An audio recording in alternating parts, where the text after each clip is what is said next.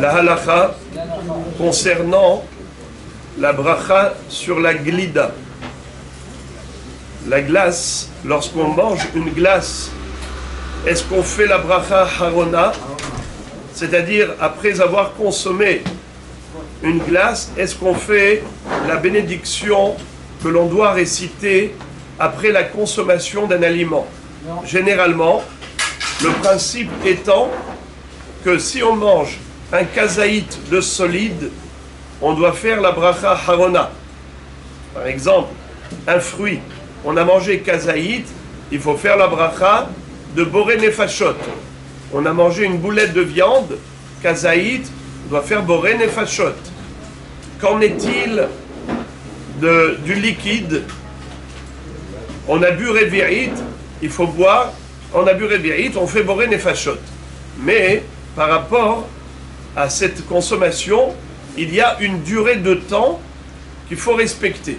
C'est-à-dire, s'il s'agit de solide, il faut manger le kazaït, les 27 grammes, en l'espace de 4 minutes ou 7 minutes, ça dépend des opinions, ce qu'on appelle kazaït birdé achilat pras.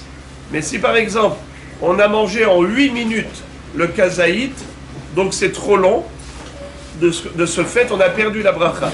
Il n'y a pas de bracha harona à réciter. C'est comme quelqu'un qui a mangé un demi-kazaït le matin et un demi-kazaït l'après-midi. On ne peut pas associer les deux demi-kazaït pour dire il a mangé kazaït, il fait bracha harona. Non. Eh bien, c'est pareil.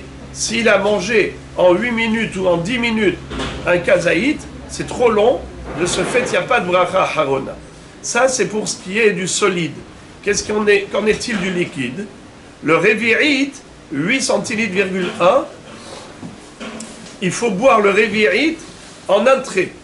Si on a bu en un trait 8 centilitres,1, qui s'appelle revi'it, là on peut faire la bracha harona de boré nefashot.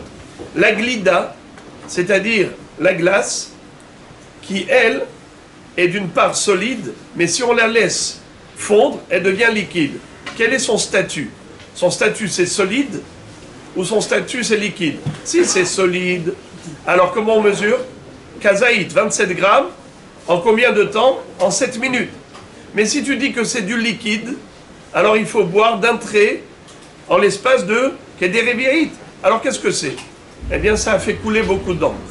Beaucoup d'encre.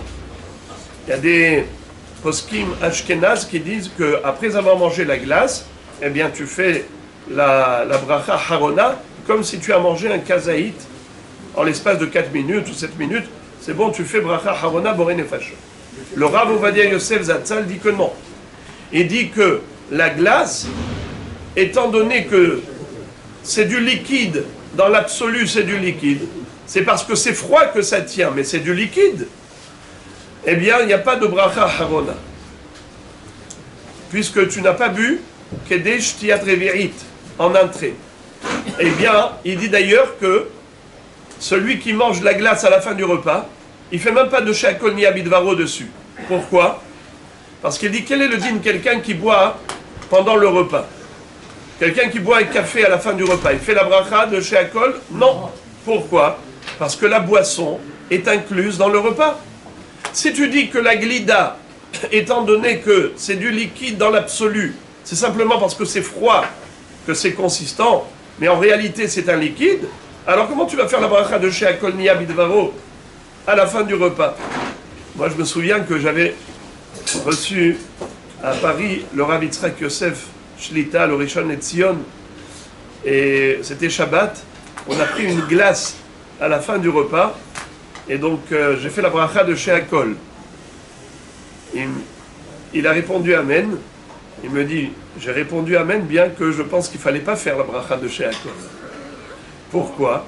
Parce que, comme dit son père, qu'il faut suivre le statut de la glace à l'état initial et pas à l'état actuel. Maintenant, c'est le froid qui maintient solide, qui la rend solide, mais en réalité, c'est du liquide.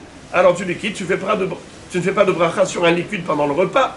Donc, fidèle à son opinion, il dit, tu ne fais pas de shakol, tu ne fais pas de boré nefashot non plus, après avoir mangé, parce que si tu bois un liquide, petit à petit, comme du café, quelqu'un qui boit une gorgée, gorgée par gorgée. Il ne fait pas de boré les fachotes après le café, parce qu'il n'a pas bu d'entrée.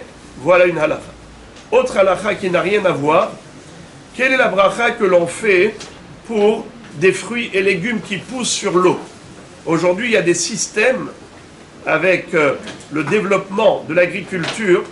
Ils font pousser des plantes sur de l'eau. Et d'ailleurs, grâce à cela, il n'y a pas d'insectes, il n'y a pas de petits charançons et de vers de terre.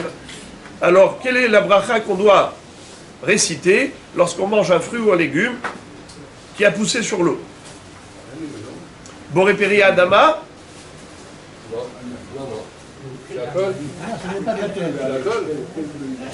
Alors, le Rav Ovadia Yosef Zatzal dit que la bracha c'est comme celle des champignons. Quelle bracha doit-on réciter pour les champignons? Les champignons c'est chez Akol. Pourquoi? Parce que ça ne puise pas leur force de la terre. La yénika, elle se fait par l'humidité. Ça veut dire qu'il y a dans l'air un conditionnement d'humidité avec l'air, par exemple dans des caves, dans des endroits où il y a une forte concentration d'humidité, eh bien on a des parasites, on a des champignons qui poussent. C'est pas comme des graines que l'on pousse dans la terre et qui poussent de la terre. Ça pousse sur la terre, mais en réalité c'est l'humidité qui a fait ça. Alors la même chose, quand ça a poussé sur l'eau, ça n'a pas poussé dans la terre et ça n'a pas puisé de la terre, c'est pas Peri Adama. Tu dis pas Boré Peri Adama, tu feras chez Akol Niya Bidvaro. Mais malgré tout, comme il y a des poskim qui disent que ça a conservé sa bracha initiale, il dit Bedi Avad, celui qui aurait fait Boré Peri Adama sur ses légumes, faut pas qu'il répète, faut pas qu'il refasse la bracha de chez Akol, car peut-être qu'ils sont déjà quittes avec la bracha de Adama.